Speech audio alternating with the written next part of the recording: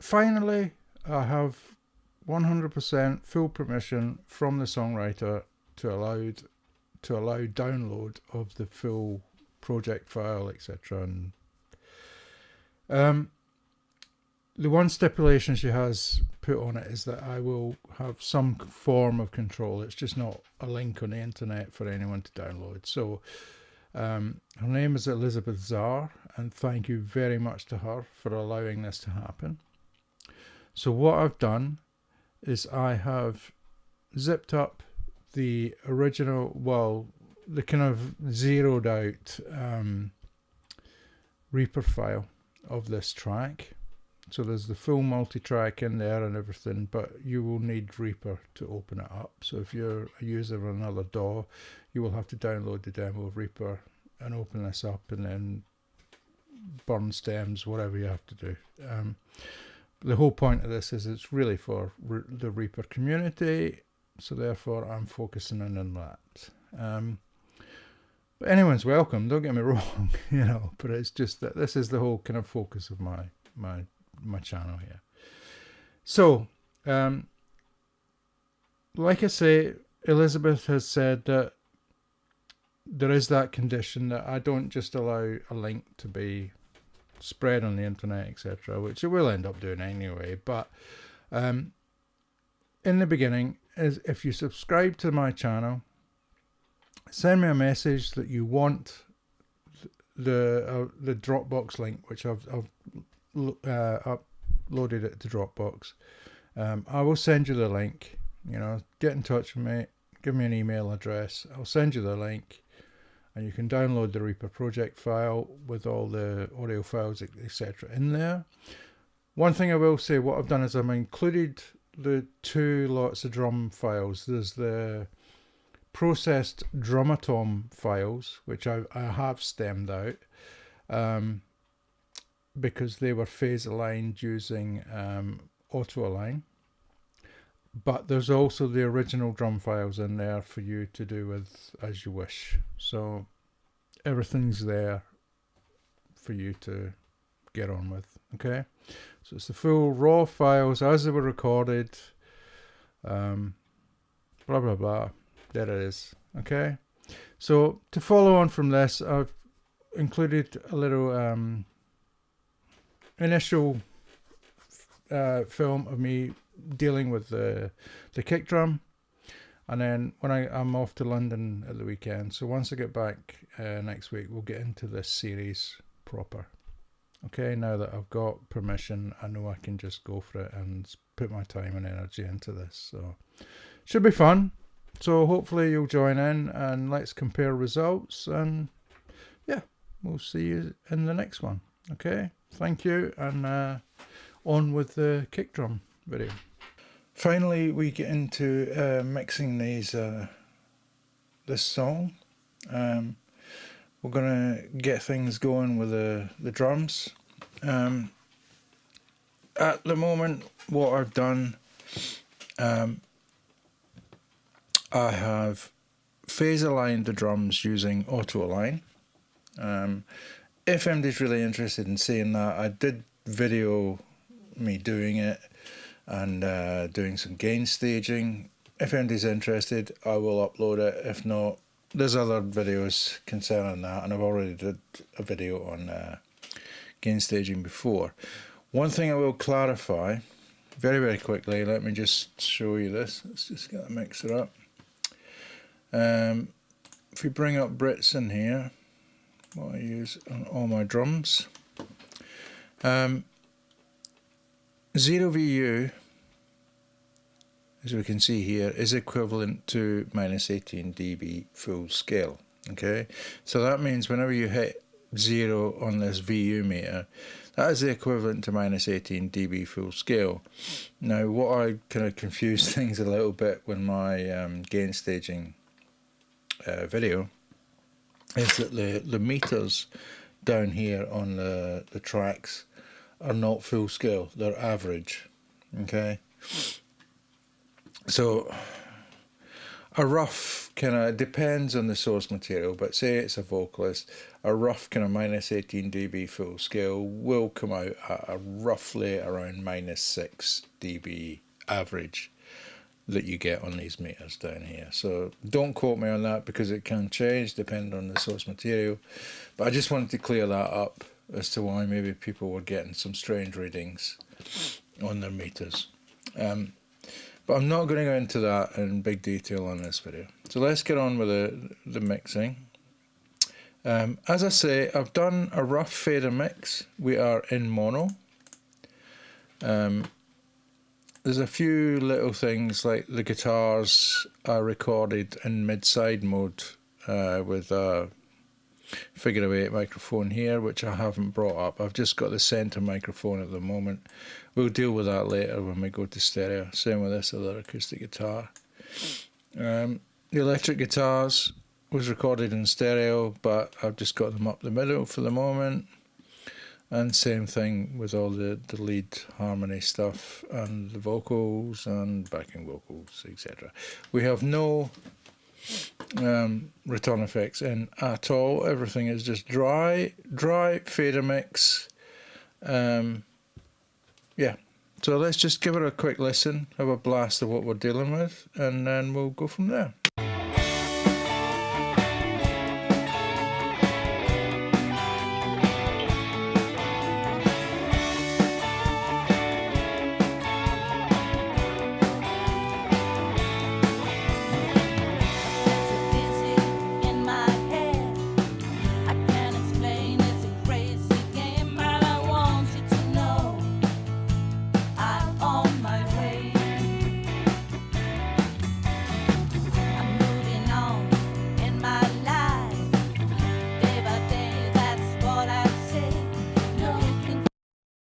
You get the idea.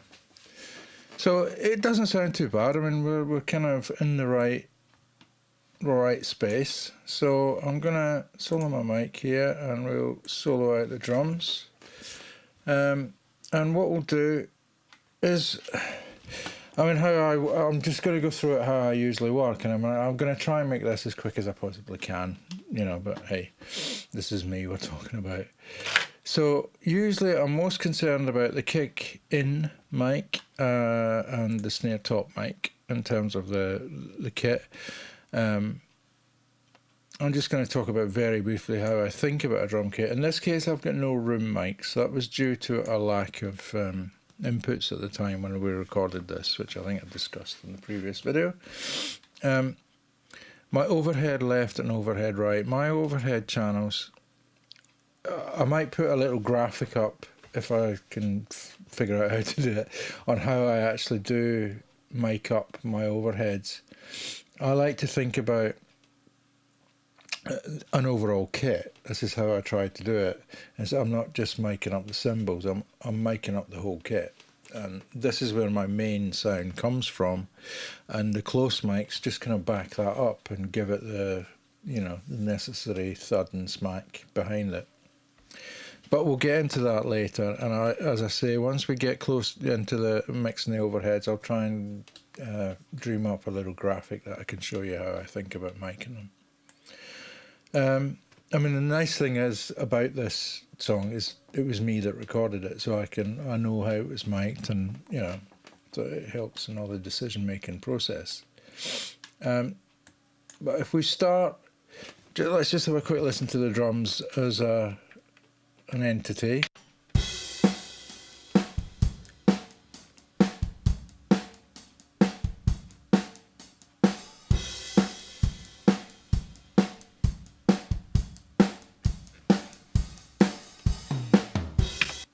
Now, as I talked about in the other video when I talked about the drum and tone thing, the toms, I have actually phase aligned these drums using auto align, which is why they're all frozen, as you can see.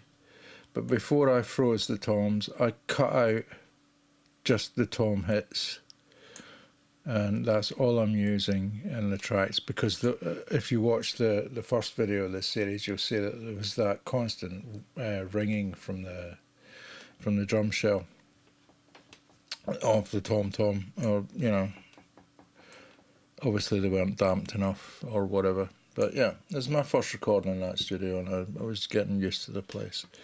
So anyway, it's okay. So it's going to work out fine. So I've got these snipped up and frozen. So everything is phase aligned using auto align.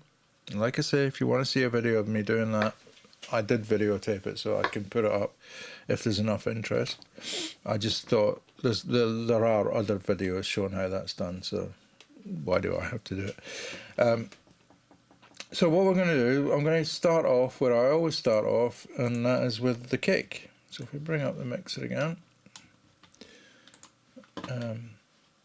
and we'll solo out. I usually work with the kick in microphone and the snare top microphone, the snare bottom, it depends. But the kick out I usually find gives a bit too much bleed. And in this case, I think something happened to the microphone. I'll let you hear that later if we've got time. But let's concentrate on what we've got to do. So, because of using drummer tom, I have lost a little bit of the transient. Not much, but just a little bit. So if we switch this on, and I can bring in Transient Monster. This is my little transient plugin, and I've just given it a little boost. If we switch it out, so I've got the kick soloed, if we have a listen. And I'll bring in Transient Monster.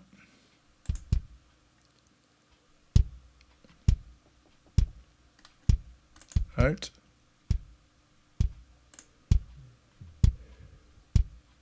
Okay, you can hear it. It's subtle. I'm not wanting to do a lot with it. I'm just wanting to give it a little bit of bite back that it lost from doing the processing via drummer tom.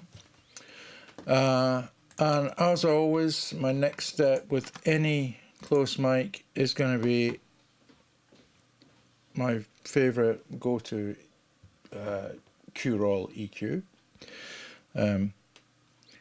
In this case with a kick drum, I'm obviously looking for some boxy frequencies that are going to cause me some problems. So let's just switch these two on. And what I'll do is if I zero them out, now we can have a listen to the kick, and I'll exaggerate them and let you hear what I'm doing.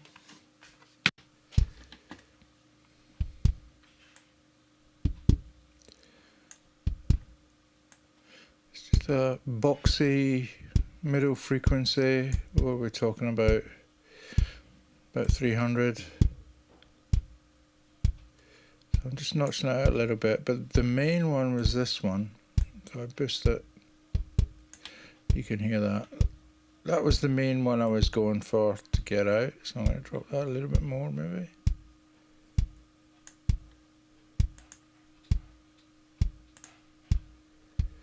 You can almost hear the bottom end thickening up a little bit. I hope this is going to come across on YouTube. It's really subtle, but when I switch that off, the bottom end's quite flabby. If I do that,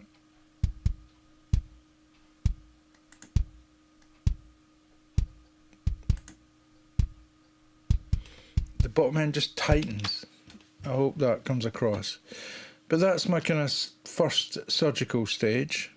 I messed around with some high pass stuff there, but let's leave that for a moment. So my next move, I always do this, and this is a Andrew Shep's thing. It's using the Helios EQ. Now if we play the kick without it, now all I'm going to do is turn on this 60 Hertz band, but I'm not going to boost or cut anything with it, just bring it in. So I'll shut up and I'll listen to it out and in.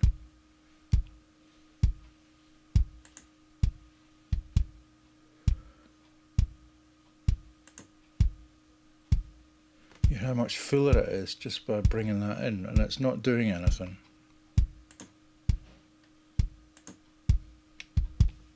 So that's all that does, and that's going to sit there and do that. So next thing, I use T-Rex. It's a 1073 kind of take off. I always start at 35 Hertz and just give it a boost and see what we've got. So let's play it.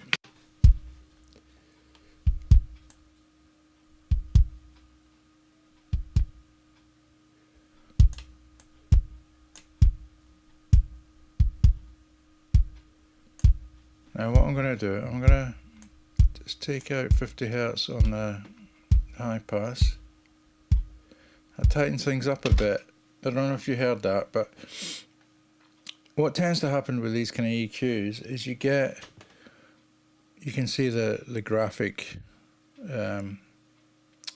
interpretation of what's going to happen when you switch this in. But what actually happens is it'll go up and then you get a bit of a bump just above where you're cutting off, and then it flattens out.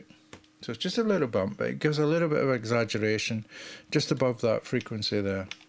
So by boosting around the 35 Hertz, then we cut off from 50 and below.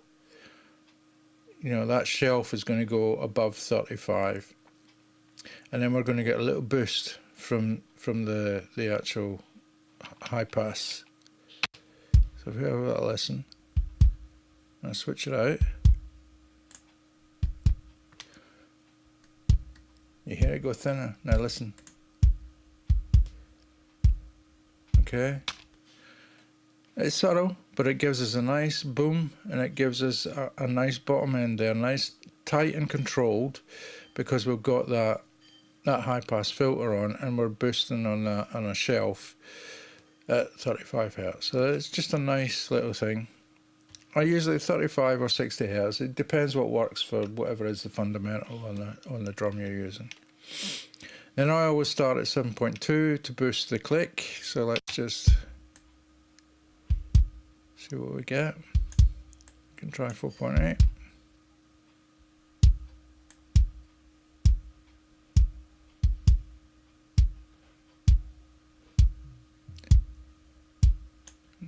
I don't know, I like the 7.2.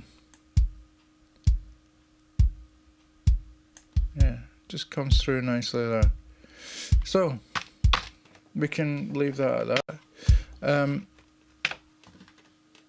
One last thing I'm going to throw on there. I know I'm going to throw on our bass here, and we can mess around, but before I go much further, I know my philosophy up to now with other videos has been to find reasonably priced plugins or use the Reaper plugins.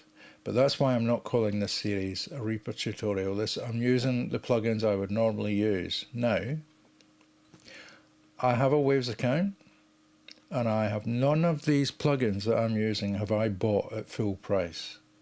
If you sign up for the Waves newsletter, you will be amazed at what gets sent to you every week. Most things you'll purchase for about $50. There's always a deal on every week on some plugin or bundle or something, and you will always get a deal. I haven't paid full price for any Waves plugins. I usually pay around $50, which is about the same as you would pay for SK Note. It's the same as you would pay for Sonimus, you know. So be in the game, you know. Don't buy at full price. Sign up for the newsletter. You will get sent offers, always. And that's how I buy my plugins. I don't buy things at full price. I'm not a rich man. You know, I like to collect plugins, but I like to do it at the right price. So anyway, lecture over. Let's see what this does for us, if it does anything at all.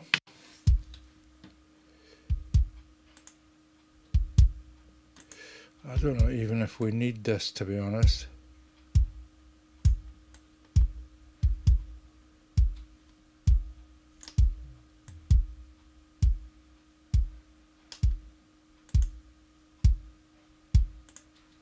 It adds a little bit down there at the bottom. If we keep it under control so that it's not... Yeah, it's adding something there. I can live with that. Okay. So what we can do, we can have a little quick listen to this kick out, mate, and I'll show you why I'm not using it. That's why. I think I broke the mic. So I used a ribbon mic on that one, and I think I broke it.